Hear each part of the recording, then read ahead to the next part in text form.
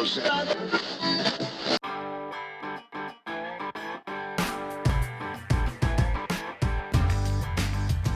and welcome to Wise About Texas, your award-winning Texas history podcast. This is your host, Ken Wise, and thank you. Thank you for tuning in today, and thank you for your interest in Texas history. I really appreciate you listening. It's been a busy few weeks around Wise About Texas World Headquarters. I've had several speaking engagements and such around the state. It's been a lot of fun, but it's involved a ton of preparation and travel that kind of set back the production schedule a little bit. This episode's being released the week after Thanksgiving 2019. Hope everybody had a great Thanksgiving. I took a little break over the Thanksgiving week and took the family to the Big Bend area, which was a wonderful trip. We spent a couple days in Alpine and a couple days with some friends on their ranch, which is really not near anywhere except one of the entrances to the park, to the Big Bend National Park. So we got some clean air, some stars, some great fellowship.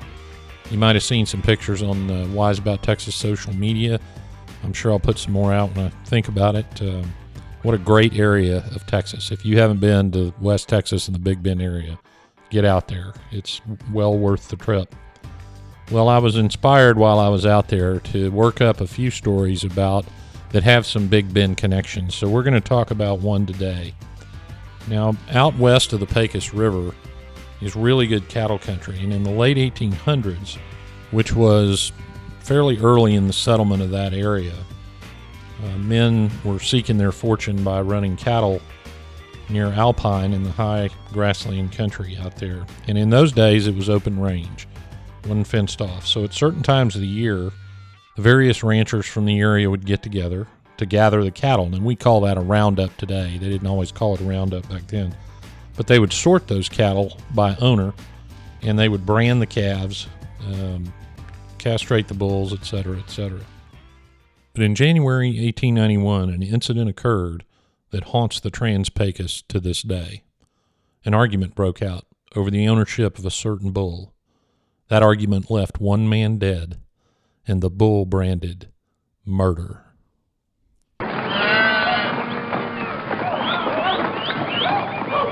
This story starts out on the grass flats east of Fort Davis, Texas. There was a man named Eugene Kelly, and he was leading what they called back then a cow gather or a gathering. And like I mentioned today, we'd call it a roundup. Ranchers and their representatives from around the area would come together. They'd gather all the cattle in one big group, and then they'd start cutting them out by owner. So each owner would have his little group that were cut out, and he would brand them with his brand, castrate the bulls, etc., and everybody chipped in and helped. So here were a few of the characters at this particular roundup. The first was Henry Harrison Poe, and he was an early settler from Alabama. He came from Alabama in 1870 to Texas. He had served in the Civil War with a regiment out of Mississippi, and during the Civil War he had his left arm shot off below the elbow. He was a very religious man, a good citizen of Alpine. In fact, he was a charter member of the Methodist Church there in Alpine, still there, First Methodist. And he was one of the guys on the roundup working on the cattle and owned some of the cattle. Another person that was there was Finus Gilliland. He went by Fine. We're not exactly sure where Fine Gilliland was from, but we know he had relatives up in Snyder. And he had a little bit of a reputation as a gunfighter and was said to have a mean temper. Now, he was at that gathering as a representative of landowners. Their names were Dubois and Wentworth, and his job was to make sure that nobody altered their brands on branded cattle. Now, this was something that would occur not infrequently back in these days, especially on the open range, and these guys would carry what's called a running iron. And it was basically looked like a metal hook. And what you could do, and it would be inside what would be a handle. And you would take this hook, it would telescope out from this handle, detach, flip the handle around, at least the running irons I've seen. Flip the handle around and screw that hook into it. So then you have a handle with probably a foot or two of iron, and then a hook at the end, iron that morphed into a hook at the end. And so what you could do is you would have a branding iron real fast, and you put it in the fire, get it hot, and with that rounded end of that hook, you could change brands on cattle. And so people that would steal cattle would round them up, get their running iron out, change those brands real fast, and nobody would be the wiser. So he was going to make sure that didn't happen.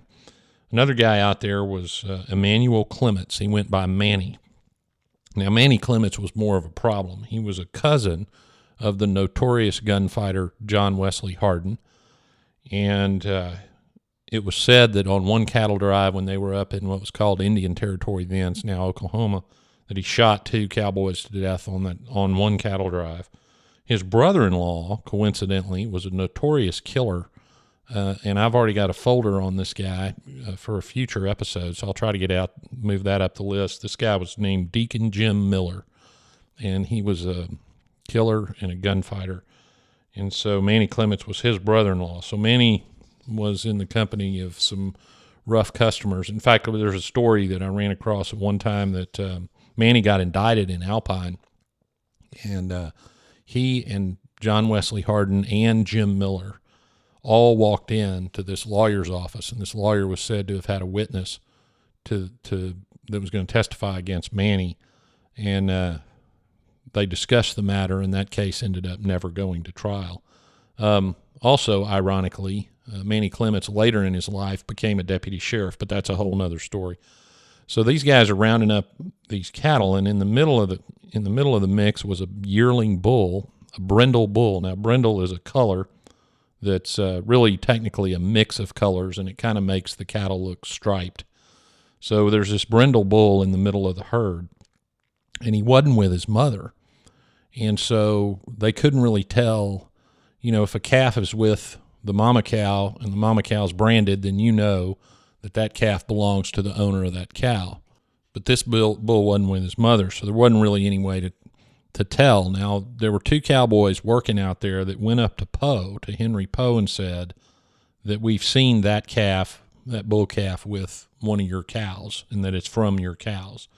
So Poe cuts the bull out and put it with his group, or what you'd call your group the cut. So Poe put it with his cut so that they would put Poe's brand on it. Well, fine Gilliland rides up in a huff and says, "You better show me the cow that calf's with, or I'm not going to let you take it." So Poe's son was holding the cut, and Gilliland cut this bull out and started driving it back to the herd, and Poe saw him. And so he rode up to him, and they talked. Now, we don't know what was said, but Poe cut that bull again and started driving it back to his group. Gilliland then runs his horse back over, grabs a rope, tries to rope the bull, miss the bull. So then Henry Poe pulls out his pistol and shoots at the bull. I guess the theory is if we're going to argue about who it belongs to, I'll just kill it, and that'll settle the matter. When he took a shot at the bull, Gilliland jumps off his horse, grabs his pistol, and shot Henry Poe in the back. So he wounds Poe, who jumps off his horse. Now, remember, Poe's only got one arm, so he's trying to manage his horse and the reins with one hand while he's getting shot at, and has already been shot. Gilliland walks up to him, and they both shot at each other at exactly the same time. Gilliland found his mark. He put another one in Henry Poe for good measure, and Poe fell down dead right there at the roundup. He yells at Manny Clements to give him a horse, and then he takes off up into the mountains. Well, Poe's son took off into Alpine to notify the Texas Rangers. The sheriff of Brewster County at this time was James Gillette. Gillette had been a Texas Ranger on the frontier, and he was now sheriff of Brewster County. So he gets notified. A good friend of Henry Poe's was the Texas Southwestern Cattle Raisers Association inspector, the cattle inspector in Alpine, and his name was Thallus Cook. Cook was also a former Texas Ranger.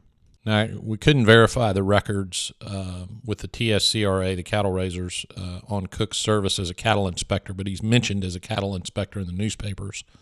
but some of the cattle raisers' records were lost in a fire in the 40s. So since the newspapers mention him as a cattle inspector, I like to get the details right. So I think he was a cattle inspector. And as I mentioned, the former Texas Ranger Cook, interestingly, Cook was also a distant relative of Henry McCarty, otherwise known as Billy the Kid. So one writer speculated that Cook went into law enforcement to try to make amends for all the sins of his distant cousin Billy the Kid, but we'll never know for sure. So Cook wants to be involved because he's Henry Poe's friend. So he went over to Marfa and got the ranger from Marfa named Jim Putnam, and they loaded a pack mule, got their horses, and rode up into the Glass Mountains looking for Fine Gilliland. Well, up in the mountains in a canyon, they came upon a lone rider on a horse, and Cook walks up to him, rides up to him, and asks him if he's Fine Gilliland. Well, the way he answered yes was to draw his pistol and start shooting at him, and he hit Cook in the knee, and then the next shot killed Cook's horse out from under him. When Cook's horse got shot, he started to buck, and Cook ended up dropping his pistol. Gilliland wheeled around and took off. Well, Putnam had the presence of mind to get his rifle out, and what he did was shot Gilliland's horse, because that's the way in the Old West that you would stop a guy escaping on horseback, is to hit his horse. A lot easier to hit. So he shoots his horse. Gilliland gets off, obviously, takes cover. Cook takes a shot at him. Putnam's now behind cover with his rifle, and they stopped shooting to try to get Gilliland to peek. Well, Gilliland popped his head up to look, and that's all Putnam needed. He shot and killed Fine Gilliland. So Putnam puts Cook on the mule, and they head back to Alpine. Now remember, Cook's wounded. Henry Poe, his brother, was in town for Poe's funeral, and he was a doctor. He had been a doctor in the Civil War. So the county judge is there, and they don't have any surgical instruments. So the county judge, by the way, is named Wigfall Van Sickle, one of the all-time great names, Wigfall Van Sickle. So Judge Van Sickle runs over to the blacksmith shop, and all he can find at the blacksmith shop that he thinks is going to work is a bit and a brace. Now, a brace, a blacksmith's brace, is kind of like a hand drill. So he essentially gets a hand drill and a drill bit and brings it over for this doctor to do surgery on Cook. Well, trying to get the bullet out of his leg. Well, he couldn't get it, no surprise, although I'm sure he managed to mangle his knee pretty well. So they ended up putting Cook on a train, got him to a hospital in San Antonio. Well, Cook wouldn't let him amputate his leg, which is what they wanted to do. So he ended up, they did the best they could, and he ended up crippled the rest of his life. By the way, late in his life, he couldn't move. He couldn't flex that knee very well, and he didn't like the way his leg was kind of locked, because he couldn't ride a horse. So he went into the doctor. This is years later. Went into the doctor, had the doctor break his leg and set it in such a way that he would be better when he got on a horse. So Cook was a tough son of a gun. Anyway, he and Putnam got their man. But that's not the end of the story. You see, after the shooting in the canyon and the killing of Henry Poe, the cowboys at the roundup cut out that brindle yearling bull, and they got their branding irons out. And on one side, they branded January 28th, 91, the date Henry Poe was murdered. On the other side, they branded the letters M-U-R-D-E-R, murder, down the side of that whole bull. And they set him free to roam the mountains around Alpine. Some say that murder bull's hair turned gray. Some say that the gray was only over the branded letters and date. For years, cowboys reported seeing that wandering bull silhouetted against the sky on top of a ridge, and that he would bolt immediately upon seeing a rider. Rumor has it that several more killings occurred in Alpine between people sympathetic to Poe or sympathetic to Gilliland, and that one time in an Alpine saloon, as they argued over the killing, the murder bull stuck his head in the window and cut loose with an enormous roar. And some say the bull-branded murder appears nearby when any murder occurs in West Texas. So if you're driving around the Big Bend area at night, maybe out around Alpine in the Glass Mountains, and the sun's going down, and you look up on the ridge and see a lone bull silhouetted against the sunset, be careful. It just might be the bull-branded murder.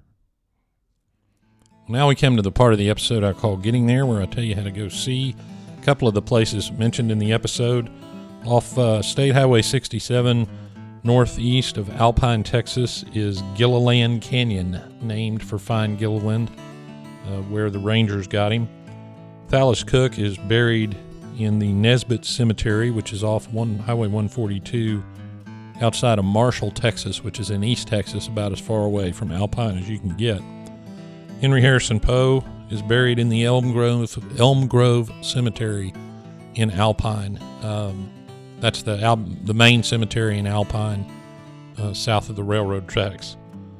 So head on out to West Texas as soon as you can. It's a wonderful, wonderful place to visit. Well, that wraps it up for another episode of Wise About Texas. Thanks for tuning in today. And like us on the Wise About Texas Facebook page. We're on Twitter and Instagram at Wise About Texas. And if you want to help support the preservation and promotion of Texas history, head on over to patreon.com, patreon.com/Wise About Texas, and you can do just that. Thanks again for tuning in today. Go out and do something for the state of Texas today. And until next time, God bless Texas, and we'll see you down the road.